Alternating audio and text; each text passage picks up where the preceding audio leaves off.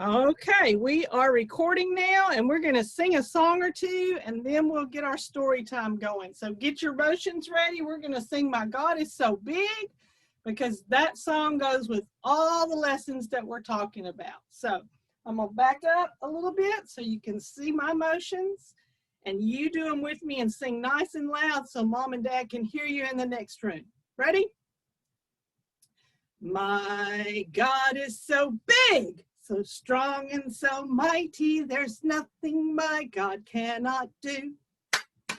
My God is so big, so strong and so mighty, there's nothing my God cannot do. The mountains are his, the valleys are his, the trees are his handiwork too. My God is so big, so strong and so mighty, there's nothing my God cannot do for you. Very good. I can see some motions in my little pictures. Okay, go ahead and unmute if you want to. We may sing another song at the end, but I want to make sure we have time to talk about what we're going to talk about tonight. No, sister. I see a couple more people waiting to get in, so I'm going to admit them. Here comes Ender and Lydia.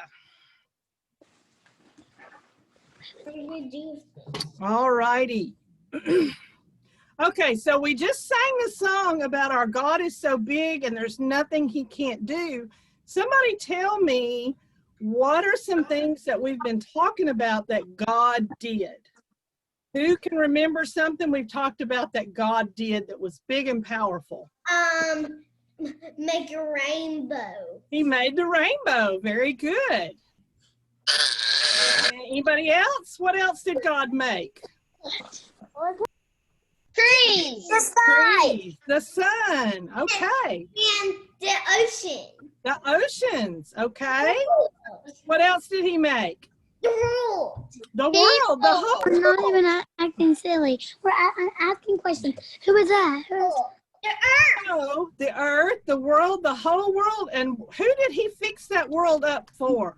Why did he make the world so special? Who did that for? Because so we can live.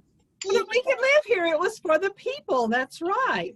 Now, last week, or the last couple of weeks, we've been talking about something very special that God did. Does anybody remember what that was? Have a baby Jesus. Have a baby Jesus. Why did we need a baby Jesus? So nobody can do anything. Remember what we talked about happened when some people made a bad choice and disobeyed God? That was called what? When people disobeyed God? Adam and Eve. Adam and Eve. And what was that? We called it the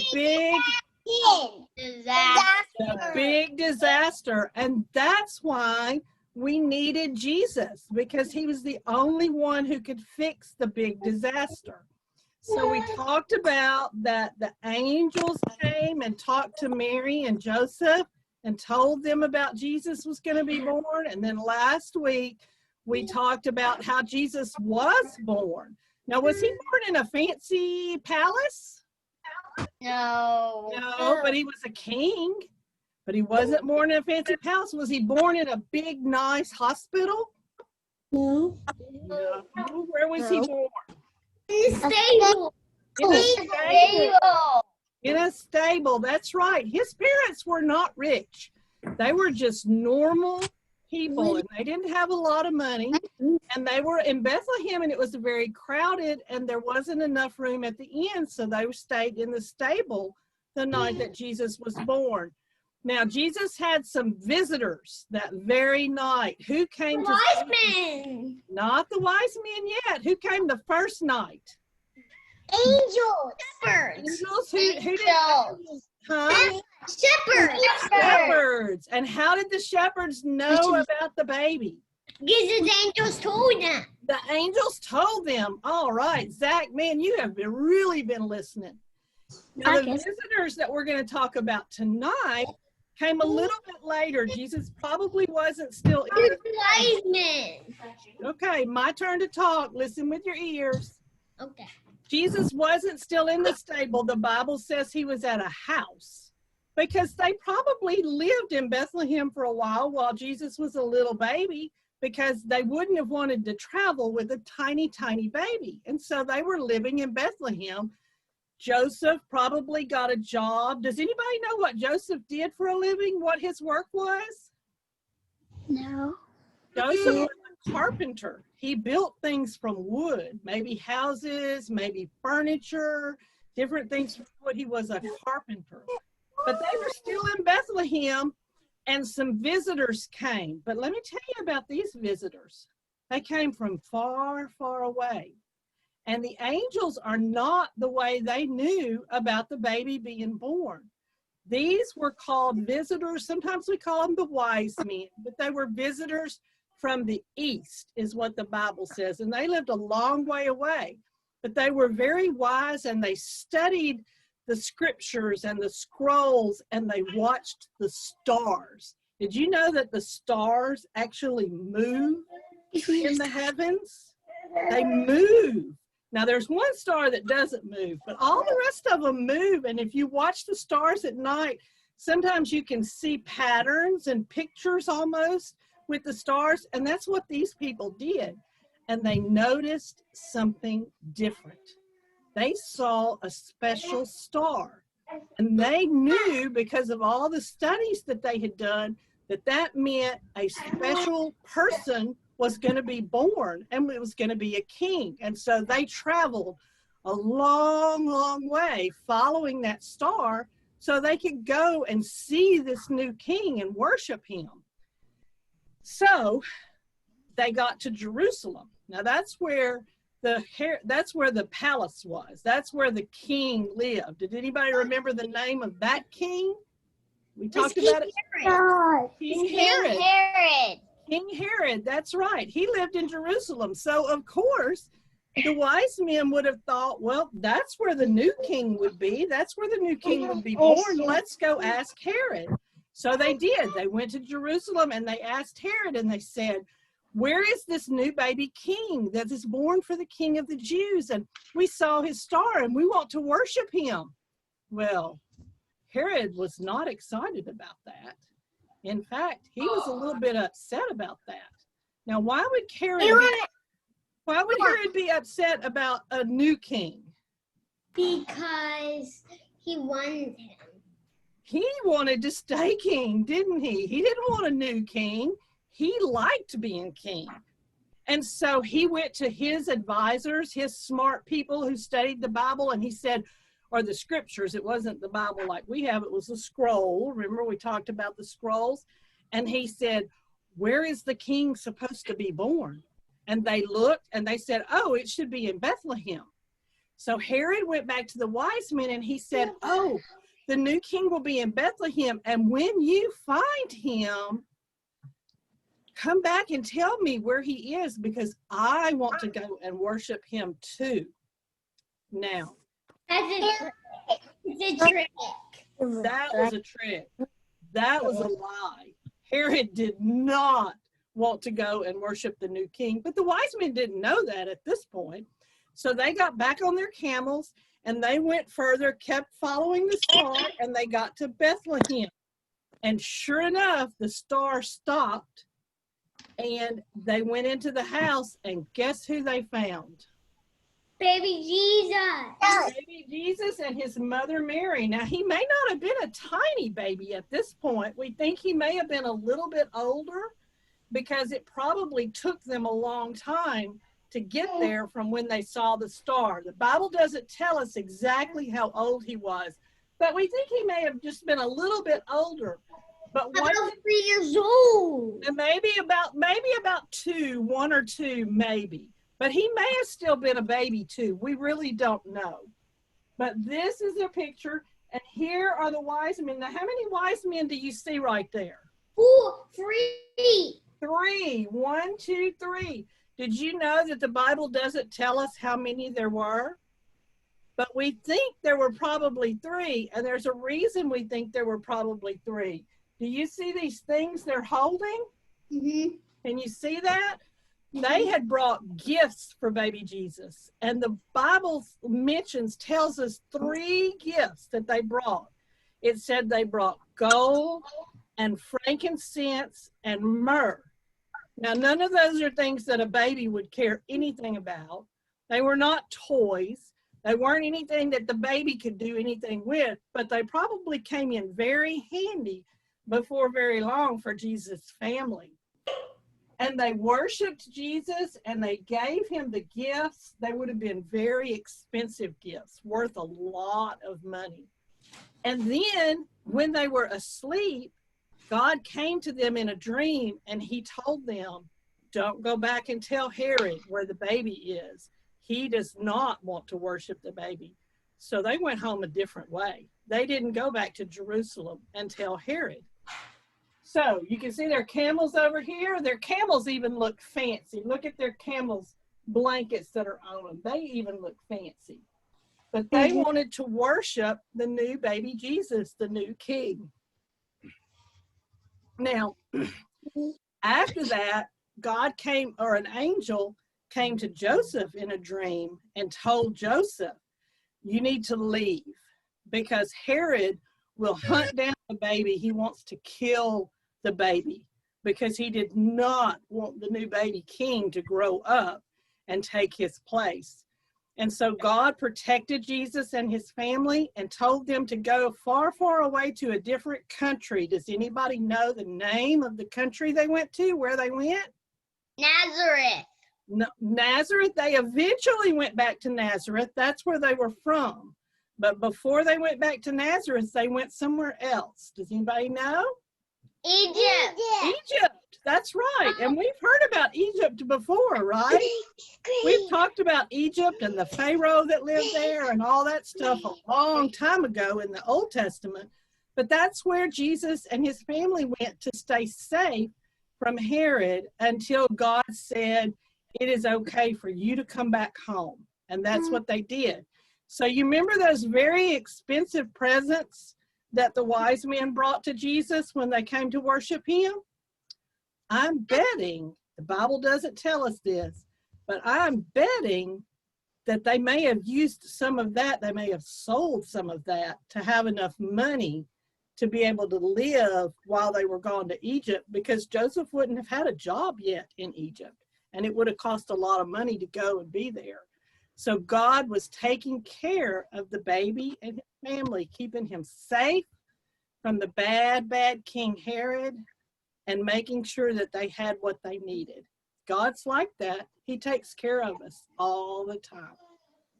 All righty, so let's talk a little bit. You guys listened so well, and I can tell that y'all have been paying attention because you can answer the questions so well.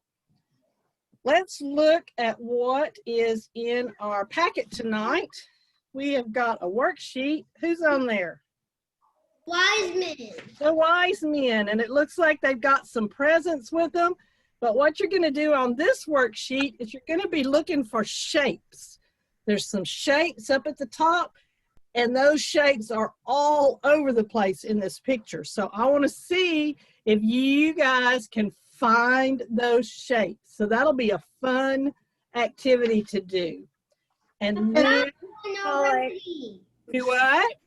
Found one already. You done that already? I found one already. Oh, you found one already. Yeah, some of them are pretty easy to find and some of them are a little bit tricky. But it's kind of cool that you can find so many shapes in that picture. And I can find another one. I found another one. And Okay, so that picture reminds us about the wise men that came to visit Jesus. And then your craft activity tonight, you have a picture. Who's in that picture? the wise men. No, this one right here that I'm showing you now. Jesus. That's Jesus. He's in the manger. So you can color that. And once you've got it colored, you can take your paper that looks like this. You may have different colors. And open it up and get some tape or some glue and tape your picture inside this. kind of like that, and close it up. And then you should have a little tiny bow in your package. And you take that little tiny bow and you can put it right there in the middle of that. And what does this look like? Present. A present. And you know what that makes us remember? The very best present ever was the one that God gave us. We get lots of presents at Christmas time. We give lots of presents at Christmas time. But the best present ever was when God gave baby Jesus to us so he could fix the big disaster and we could be with God again. So do that for your craft. And then your snack is a little tricky tonight. Miss Tanya has a hard time coming up with a snack for this. So you got a little package. And inside this package, if I can get mine open, there are some little pieces of candy. And if you use your imagination a little bit, you might think they look a little bit like jewels, fancy, expensive jewels. Now, the wise men did not bring jewels to baby Jesus for a present, but they did bring him presents that were very expensive and worth a lot of money. So when you're eating these and when you bite into this, you'll get a surprise in the middle.